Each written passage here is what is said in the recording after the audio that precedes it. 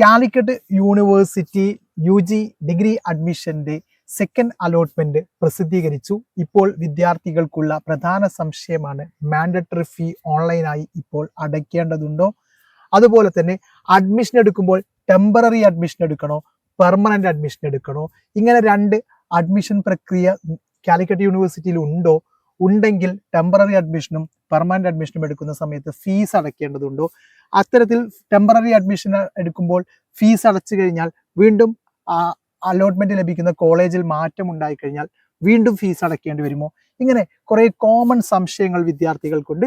അവർക്കൊക്കെയുള്ള മറുപടിയാണ് ഈ വീഡിയോയിലൂടെ ഞാൻ തരാൻ ഉദ്ദേശിക്കുന്നത്. നമുക്ക് ആദ്യം പരിശോധിക്കാം. അലോട്ട്മെന്റ് പരിശോധിച്ച് ഒരു വിദ്യാർത്ഥിക്ക് സെക്കൻഡ് അലോട്ട്മെന്റ് ലഭിച്ച വിദ്യാർത്ഥിയാണെങ്കിൽ അവർ മാൻഡറ്ററി ഫീ അടയ്ക്കണോ എന്നുള്ളതാണ് ആദ്യത്തെ സംശയം. അതിനുള്ള മറുപടി ഇത്രയാണ്.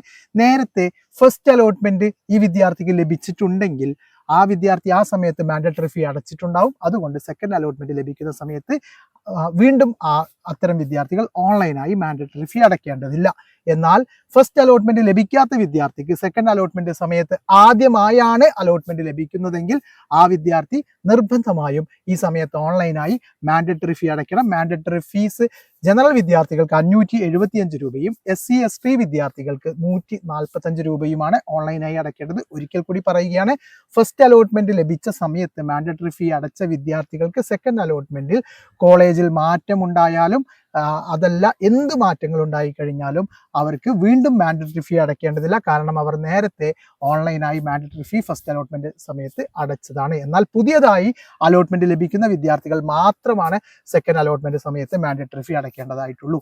ഇനി അടുത്ത സംശയം, ഇപ്പോൾ അഡ്മിഷൻ ലഭിച്ച കോളേജിലും കോഴ്സിലും 100% സാറ്റിസ്ഫൈ ആയ വിദ്യാർത്ഥികളും അല്ലാത്ത വിദ്യാർത്ഥികളും ഉണ്ടായിരിക്കും. അവർ ടെമ്പററി അഡ്മിഷൻ എടുക്കണോ പെർമനന്റ് അഡ്മിഷൻ എടുക്കണോ എന്നുള്ളതാണ് സംശയം.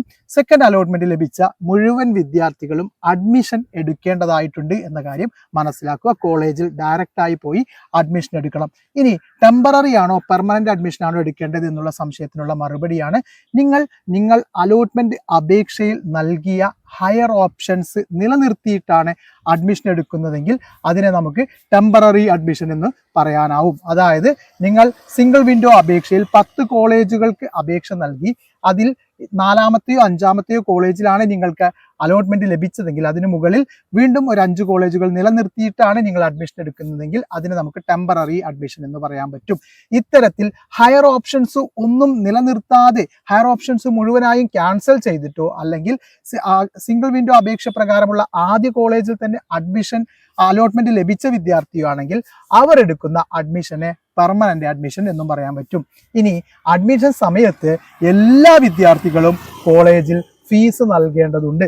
അത് സെൽഫ് ഫിനാൻസിങ് കോളേജിൽ സാധാരണ BA BSc BCom കോഴ്സുകൾക്ക് ഒരു 20,000 രൂപയുടെ അടുത്ത് ആണ് ടോട്ടൽ ഫീസ് സെൽഫ് ഫിനാൻസിങ് കോളേജുകളിൽ നൽകേണ്ടി വരിക. 18,000 to 20,000 ആണ് നൽകേണ്ടി വരിക. എന്നാൽ ഗവൺമെന്റ് കോളേജുകളിൽ ഒരു 6,000 രൂപ മുതൽ 7,000 രൂപ വരെയുള്ളൂ ഫീസ് നൽകേണ്ടി വരികയുള്ളൂ. ഇത് മുഴുവൻ വിദ്യാർത്ഥികളും നൽകണം. ഇനി അവർക്ക് തേർഡ് അലോട്ട്മെന്റ് സമയത്ത് ഇത്തരത്തിൽ ലഭിച്ച അലോട്ട്മെന്റിൽ മാറ്റം വരികയാണെങ്കിൽ അവർക്ക് ഈ ഫീസ് റീഫണ്ട് ലഭിക്കും. എന്നിട്ട് പുതിയ കോളേജിൽ നൽകിയാൽ മതി. അതുകൊണ്ട് ഫീസ് നിർബന്ധമായിട്ടും എല്ലാ വിദ്യാർത്ഥികളും നൽകേണ്ടതായിട്ടുണ്ട്. ഇനി നമുക്ക് ഈ അലോട്ട്മെന്റ് ലഭിച്ചു കഴിഞ്ഞാൽ സെക്കൻഡ് അലോട്ട്മെന്റിൽ പുതുതായി അലോട്ട്മെന്റ് ലഭിച്ച വിദ്യാർത്ഥികൾക്ക് മാൻഡറ്ററി ഫീ അടയ്ക്കാനുള്ള സമയപരിധിയാണ് പറയുന്നത്. ഇന്ന് മുതൽ ജൂലൈ 2 വരെ മാൻഡറ്ററി ഫീ അടയ്ക്കാൻ പറ്റുമെന്നുള്ള കാര്യം മനസ്സിലാക്കുക. ഈ ജൂലൈ 2-നുള്ളിൽ സെക്കൻഡ് അലോട്ട്മെന്റ് സമയത്ത് പുതിയതായി അലോട്ട്മെന്റ് ലഭിച്ച വിദ്യാർത്ഥികൾ നിർബന്ധമായും മാൻഡറ്ററി ഫീ അടയ്ക്കേണ്ടതുണ്ട്. അല്ലെങ്കിൽ അവർ അലോട്ട്മെന്റ് പ്രോസസ്സിൽ നിന്നും ഔട്ടാവും എന്ന കാര്യം ശ്രദ്ധിക്കേണ്ടതാണ്. മറ്റൊരു പ്രധാനപ്പെട്ട സംശയം എന്ന് പറയുന്നത്, ഈ സെക്കൻഡ് അലോട്ട്മെന്റ് ലഭിച്ചു കഴിഞ്ഞാൽ അഡ്മിഷൻ എടുക്കുന്നതിന് മുമ്പ് ഹയർ ഓപ്ഷൻസ് ക്യാൻസൽ ചെയ്യേണ്ടതായിട്ടുള്ള വിദ്യാർത്ഥികൾ ഭാഗികമായോ പൂർണ്ണമായിട്ടോ ഹയർ ഓപ്ഷൻസ് ക്യാൻസൽ ചെയ്യാൻ പറ്റും. ഇത്തരത്തിൽ ക്യാൻസൽ ചെയ്യേണ്ട വിദ്യാർത്ഥികൾ ജൂലൈ 2-നുള്ളിൽ ഈ ഹയർ ഓപ്ഷൻസ് ക്യാൻസൽ ചെയ്യേണ്ടതായിട്ടുണ്ട്. ഇനി മറ്റൊരു കാര്യം, ജൂലൈ 1-ന് ക്ലാസ്സുകൾ തുടങ്ങുമെന്നും അറിയിച്ചിട്ടുണ്ട്. അതും നിങ്ങൾ പ്രത്യേകം ഓർത്തു വെക്കുക. ഇനി ഈ അലോട്ട്മെന്റ് കഴിഞ്ഞാൽ തേർഡ് അലോട്ട്മെന്റ് വരുന്നത് ജൂലൈ 7-നാണ്. അതിനു മുമ്പായി ജൂലൈ 3-നും 4-നും നിങ്ങൾക്ക് സിംഗിൾ വിൻഡോ അപേക്ഷ എഡിറ്റ് ചെയ്യുവാനുള്ള ഒരു അവസരമുണ്ട്. ആ സമയത്ത് അപേക്ഷയിലുള്ള മിസ്റ്റേക്കുകൾ കറക്റ്റ് ചെയ്യാം. അതിനുള്ള അവസരം ജൂലൈ 3-ാം തീയതി മുതൽ ജൂലൈ 4-ാം തീയതി വരെയാണ്. അപ്പോൾ ഇത്രയും കാര്യങ്ങൾ മനസ്സിലായെന്ന് വിചാരിക്കുന്നു. നിങ്ങൾക്ക് ഈ അലോട്ട്മെന്റ് പ്രക്രിയയുമായി ബന്ധപ്പെട്ട് എന്തെങ്കിലും സംശയങ്ങളുണ്ടെങ്കിൽ കമന്റുകളായി ചോദിക്കുക. ഏറ്റവും പെട്ടെന്ന് തന്നെ മറുപടി തരാൻ ശ്രമിക്കുന്നതാണ്. താങ്ക്